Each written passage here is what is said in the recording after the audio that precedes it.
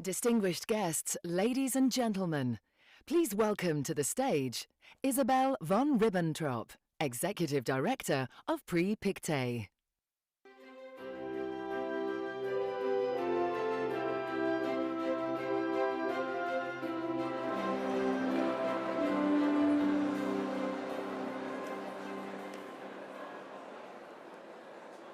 Good evening, ladies and gentlemen. Can I ask for your attention for a few seconds?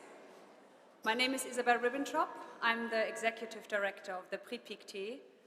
And I would really, first of all, thank you so much all for coming. I mean, it really means the world to us from Pictet and the Prix Pictet team.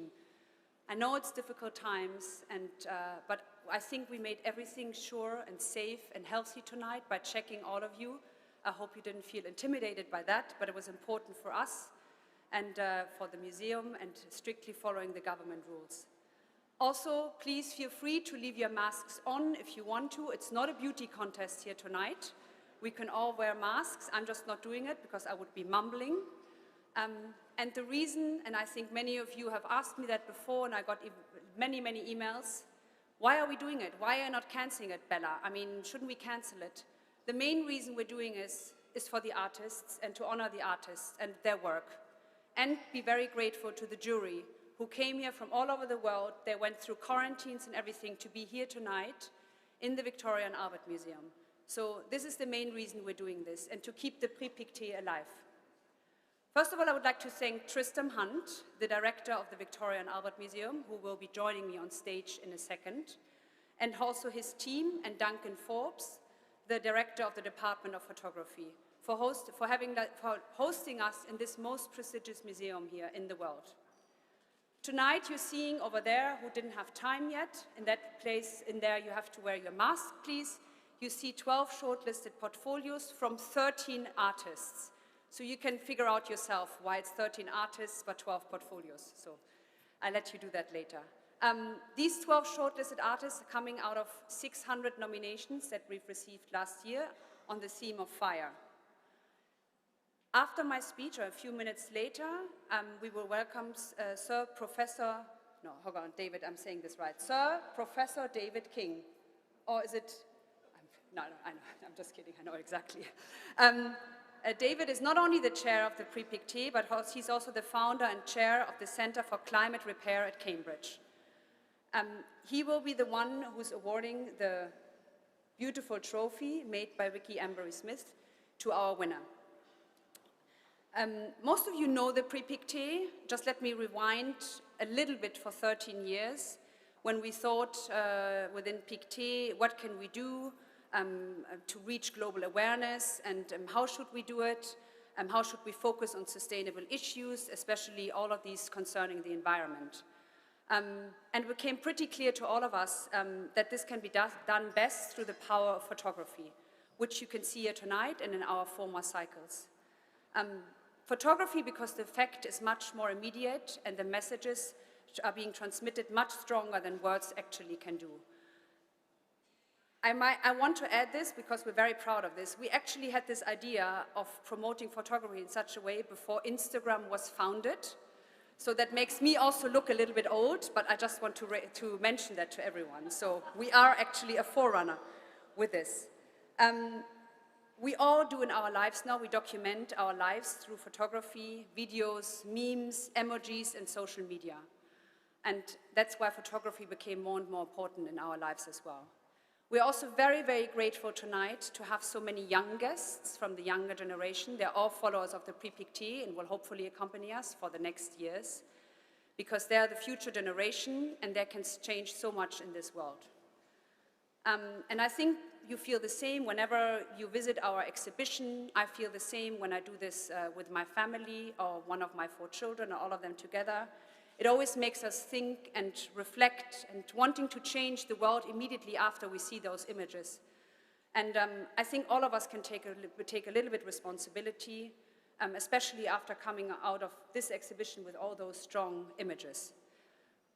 Photography was also important for us because it's a very good way to reach awareness for people and amongst us in countries who are maybe not as privileged as we are. And for them to see a photograph means much more than to actually, they're not always holding a newspaper in their hand like we can maybe do. This is also why we make the Prix Pictet accessible to everyone in the world. We're trying to tour around the world with this exhibition. We did it in the past 12 years. We have approximately 8 exhibitions per year, and it's usually always free of entrance for everyone. I think we can proudly say that this has turned into the greatest environmental and sustainable photography award in the world. And this is also with all of your help in supporting us. With that, I would like to thank the people who are also behind that for the Prix Pictet. That is Candlestar, with Michael Benson and Fariba Farshad. I don't know where they're standing. They're the directors of Candlestar. They're doing everything you see here. Without them, it wouldn't be the same. And also the rest of their team, Georgia Brown and Neil Jeffries. I would also express my sincere thanks to the jury, especially you, Sir Professor David King. Sir David, over there, to deal with the jury. You told me yesterday, it's sometimes you need to put your foot down and be strict with all of them, and you're doing an amazing job. I would also like to thank the Financial Times, who's our media partner, and they've put everything here tonight together. And this is Diana Whittington and Rachel Marcuzzi. I hope I pronounced that right, Rachel. And the team Focus, who are making everything possible, that we're standing here on stage, all of that. Also the nominators, some of you are here. We have 300 nominators who are submitting the artists. It's hard work for them as well. And my special thanks goes to all the artists who are here. And most of them made it, and we're very, very grateful for that. I would also like to thank the Pictet Group, because they're supporting the Prix Pictet for the past 13 years. And they believe in us and let us host those events and tour around the world. And then an important remark, also a special thank you to a lady in my team, Rosario Librija. She's in silver tonight, so everyone can recognize her. She's running all of our social media channels. She's the one behind the Instagram. She's also working on the Twitter. So please, as of tonight, everyone needs to follow Instagram, send it to their friends. And also, as of tomorrow or Friday, listen to her latest series of the podcast called Lens on Sustainability. This is the third episode of the Prix Pictet podcast. Without further ado, I would like to welcome you on stage, Tristan, as the host of us tonight, and come please forward. Thank you very much for coming tonight.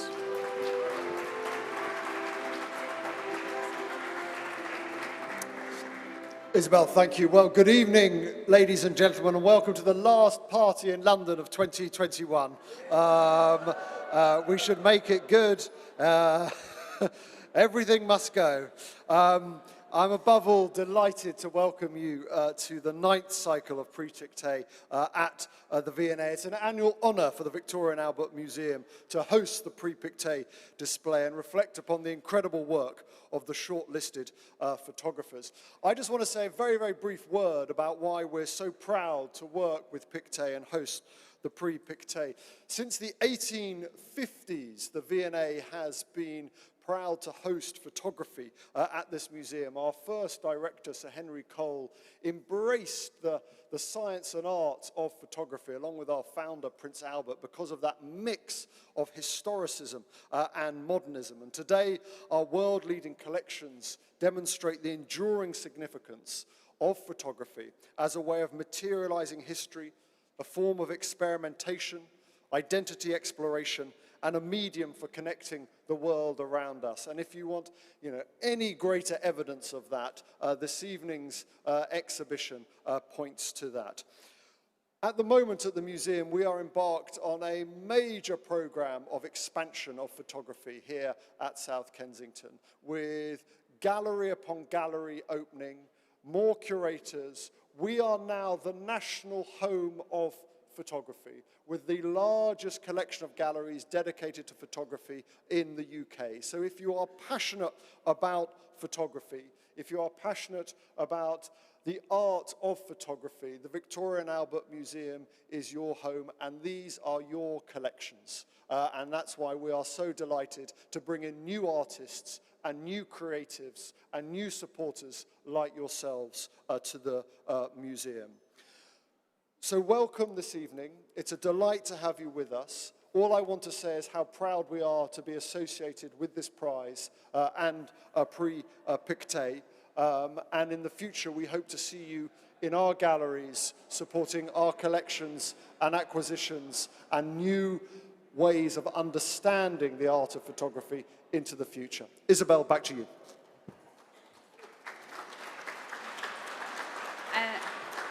Thank you so much, Tristan. I would like to come to stage our chairman, Stephen Barber. He also came from very far, from the other side of Hyde Park. But he made it. He made it. So we're very happy to have Stephen here. He's the chairman and also the co-founder of the Prix Pictet. Stephen, over to you. Thank you, Bella. Yeah, well, I'm still here, although Bella's now in charge. It's wonderful to see friends from not just Hyde Park and London, but I know there are people here from Paris, from Zurich, from Toronto as well, not to mention the artists and judges who've come from, some of them from across the Atlantic. Your presence in person is hugely appreciated.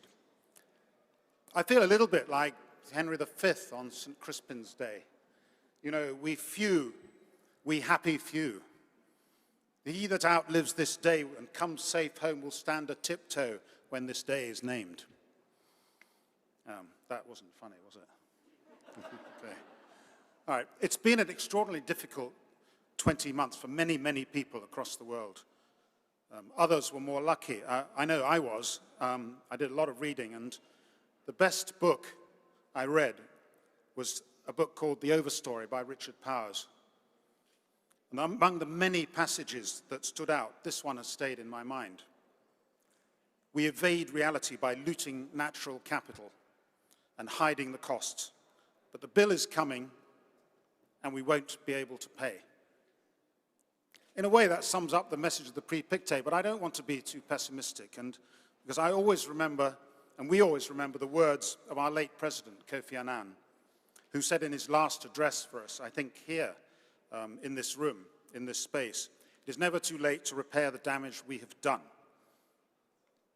So compared with the experience of many, the long pause in our Prix Pictet tour for Hope, our previous cycle, was nothing.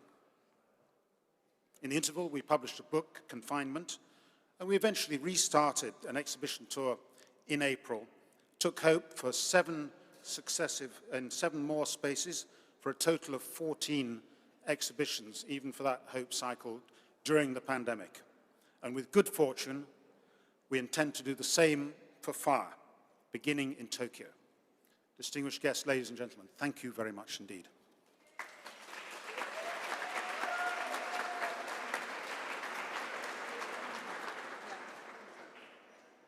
So it's getting exciting now, because David is coming on stage. Dave, we need you up here now, because you're the messenger, you're the most important person. So I hand over to you.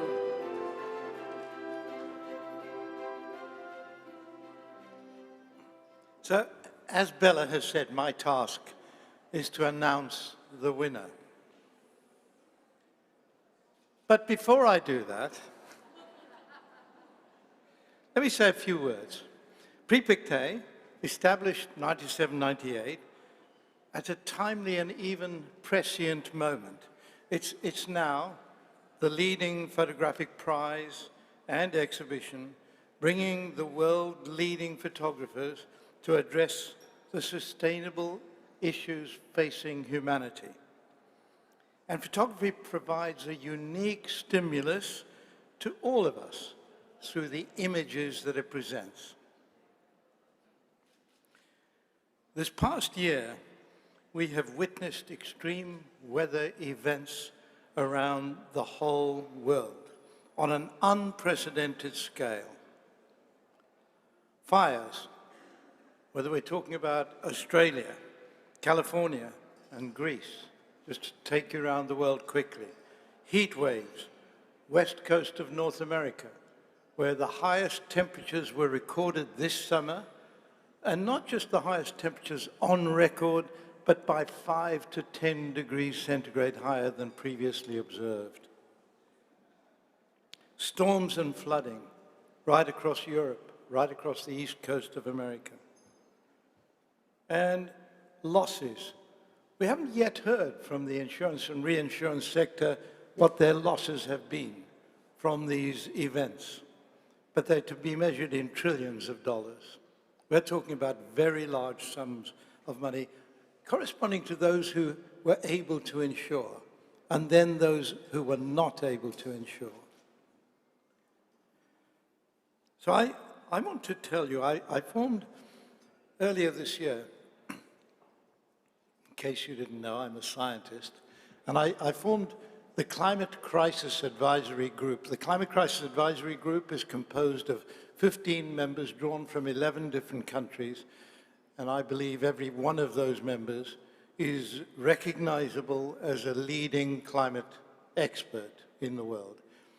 And this group reported, because we have formed in a way that we can respond immediately to events that are happening, but with the best scientists behind it.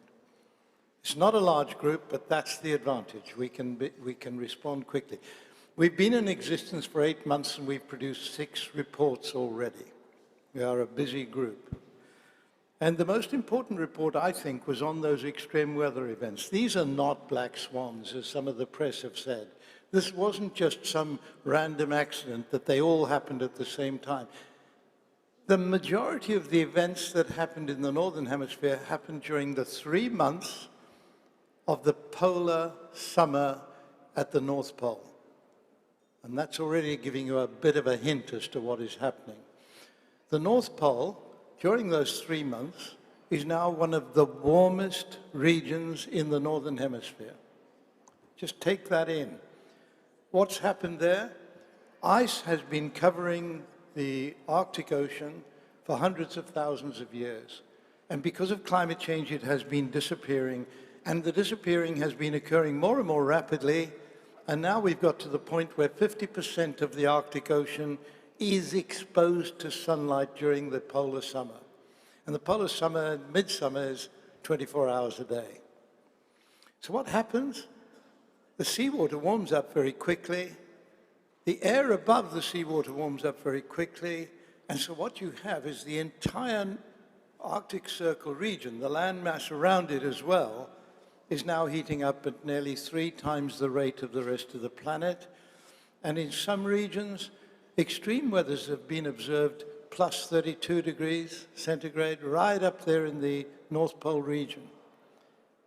Now, what is happening then is that the warm air around the North Pole during the 3 months is pushing the cold air down.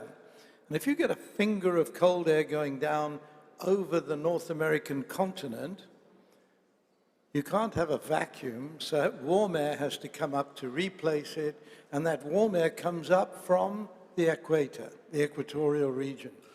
And there's why West America observed these extraordinarily high temperatures. This is a direct climate change-driven, a series of events around the world. So what I'm saying is, we are in a crisis. We are in a dramatic crisis. And yes, of course, COVID-19, as we're all aware, is another dramatic crisis. But this dramatic crisis is such that ice on land around the world is now beginning to melt irreversibly. We've gone past that tipping point. And when all of it has melted, sea levels will have risen by not just 23 feet, 60 feet. We'd have a completely different map of the world. And unless we step in and do something about it, and we've got no time to waste, we're going to watch the end of our civilization. You'd say to me, what is the timeline of melting all of that ice? And that's a very good question. By the end of the century, we're going to have 1 or 2 meters sea level rise, and most of our major cities will suffer terribly. Cities that are already in line for flooding, like Jakarta in Indonesia, like Calcutta in India, will not be surviving more than a few more decades because of this. We're talking about enormous, wonderful, modern cities. Indonesia's Jakarta, grown out of that tiger economy of Indonesia. Now, I won't rattle on about climate change, but you can see what I feel so strongly about. Climate Crisis Advisory Group and the Climate Centre for Climate Repair that I've set up in Cambridge have got 3 objectives, 3 R's. 1, reduce emissions rapidly. Fossil fuels is yesterday's means of producing energy. We've got to stop it. We've got to stop deforestation. The second R, we've got too much greenhouse gases up there already. We're already seeing the end of ice on land. We have to remove greenhouse gases at scale. And I'll leave you with my third R. We are working on all 3 R's up in Cambridge. The third R, we need to refreeze the Arctic. We want to keep ice over the Arctic Sea right through the year, and that's what we're working on right now. So I'm saying all this to you because, yes, this is a crisis, but yes, there's also hope. There is a way forward, but we're all in this together, and we all need to act. From whatever position we have in society, we all need to act. Okay, I now come to the work of the jury. I'm going to say a few words about my wonderful jury first. There are 8 members, including myself, 7. The other 7 are all experts in photography. They're at the cutting edge of photography. They are the people who helped to reduce the initial 600 put together down to the 12 groups of artists. There are 13 artists altogether represented here who were invited to exhibit. And this is the mode of operation of Prix Pictet, this enormous number of brilliant photographers boiled down to the group that you see in that exhibition now. I hope you would agree, it's an outstanding exhibition. This is one of our best, I can tell you. And they've all been outstanding. Yesterday, the jury came in, and for the first time, we saw the works of the artists actually as they produced it. Previously, we're looking at laptop versions and boiling it down to this number. It's always a bowling over moment when you walk into that exhibition and see their works in reality, the way the artists want you to see them. And out of this exceptional group of artists, and each of them has demonstrated a highly distinctive approach to the theme, and at times challenging our ideas of what photography is, which is what we want. After a rich debate, and this all happened yesterday, and we managed to get this from 9 a.m. to 3 p.m., we reached a decision, and the jury was unanimous in their choice. I'm not quite going to give you the winner yet. I'm going to say, however, here's a clue. I'm going to quote from the winner in her description of her work. Maybe the green sprigs and vines starting to revitalize the swamp known as the Great Dismal Swamp offer hope for restoration. I want to settle on that word hope as I leave you now. The winner, and I think we're now going to see a rolling forward. Maybe I'm not timing this right. Of all of the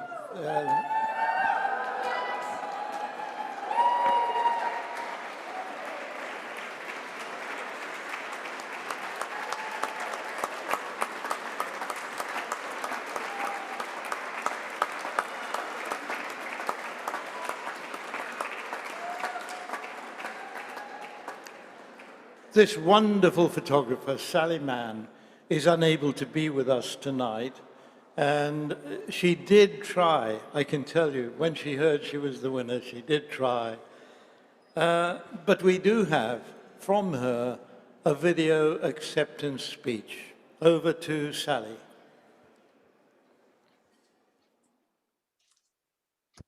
I've never given an acceptance speech before. so please forgive me if this is awkward, and the fact that I'm completely nonplussed and amazed shows through as awkwardness, which I guess it is.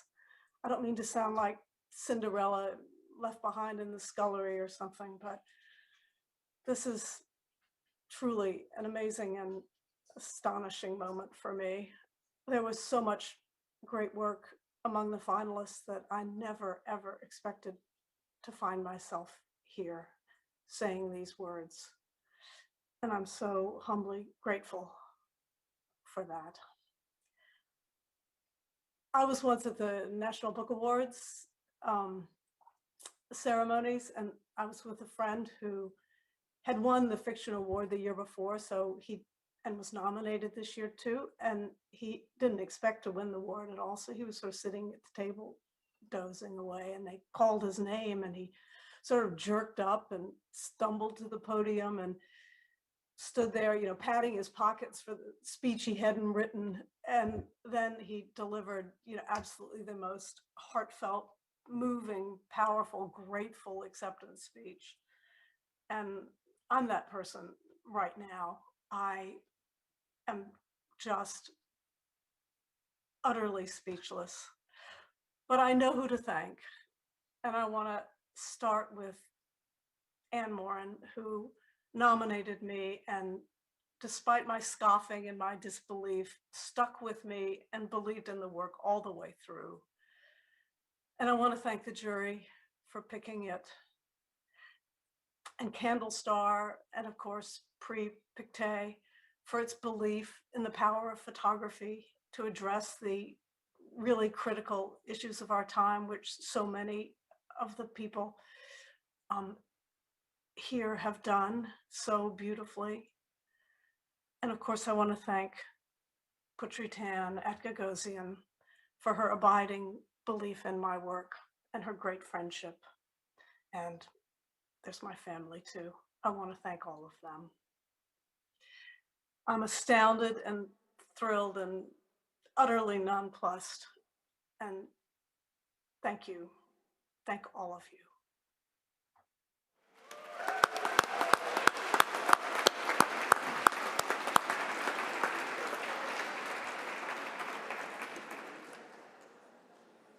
We do have a prize to give, and Sally has agreed to have Millicent Wilmer, director of the Gagosian Galleries, here to accept the prize on her behalf.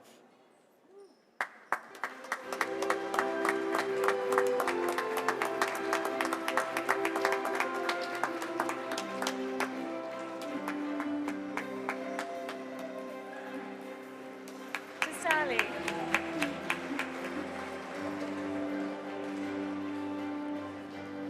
Thank you, Sir David. Ladies and gentlemen, I'm deeply honored to be representing Sally, who wishes she could be here with us tonight. She just sent through some more reflections on how meaningful this occasion is to her and asked me to share them with you now. This is such an honor and so unexpected. I am totally shocked and stupefied at this moment, but not so stupid that I don't appreciate the enormous distinction being bestowed upon me tonight in receiving the Prix Pictet. I want to thank again Prix Pictet and this year's jury for this incredible opportunity and this prestigious recognition. Thanks also to Anne Morin for nominating me and to Gagosian for their support of my work. I would love to be there to see the show and to meet the other finalists whose submissions are so strong and heartfelt that each time I look at them, I have a different favorite. To all of you with whom I would like more than anything to be raising a glass of expensive bourbon at the completion of this event, I say congratulations. I am honored to be included among you. Let's all keep working in the ways we each know best to advance the ideas of compassion, conservation, and in keeping with a theme which undergirds the topic of fire, the prospect of renewal, everlasting and green. Drink to that tonight for me, please, And once the 5 o'clock hour passes here in Appalachia, I too will raise a glass in celebration and gratitude. Thank you.